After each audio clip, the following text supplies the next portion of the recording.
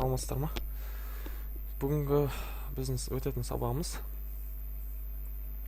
комментарийлер. Яғни комментарийлардың түрлері және оны қолданудағы мақсат неде?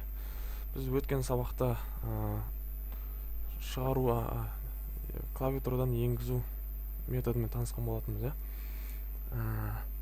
Енді бүгін біз комментариймен танысайық. Сонымен бастайтын болсақ, клипсімізді ашамыз. Өткендегі сабағымыз болса керек. Комментарий өзі негізінен екіге бөлінеді. Яғни бір қатарлы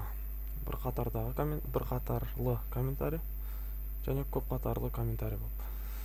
Оның негізінен былай қарап тұрсам, мен басында осы нәрселерді өткенде, осы C++ және басқа да тілдерде комментарийді өткенде не үшін өтеді, не керек бар деп ойлайтын тұғым. Негізінен қарап тұрсам, несі көп екен пайдасы. Яғни сіз мысалы осылай бір программаны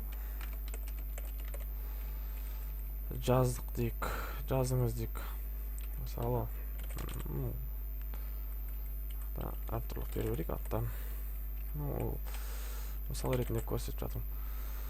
Мысалы осыны бір программа жазыңыз, және бұдан да көп.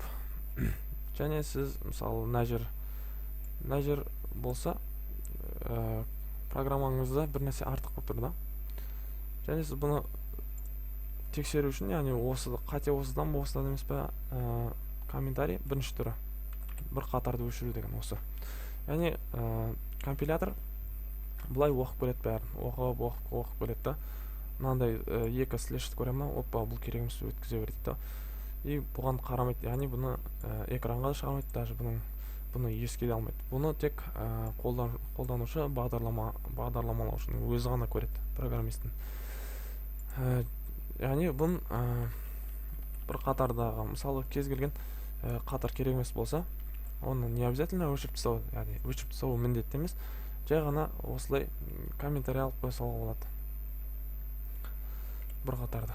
Ал егер сізге осындай бір қатар емес, мүмкін мынаның осы жерден осы жерге шейін бір пока что керек емес деп есептесеңіз, онда комментарийдің екінші түрі көп қатарлы комментарий. Яғни ол слеш и жұлдызша. Егер осы жерден керек болса, осы жерге дейін жұлдызша и слеш.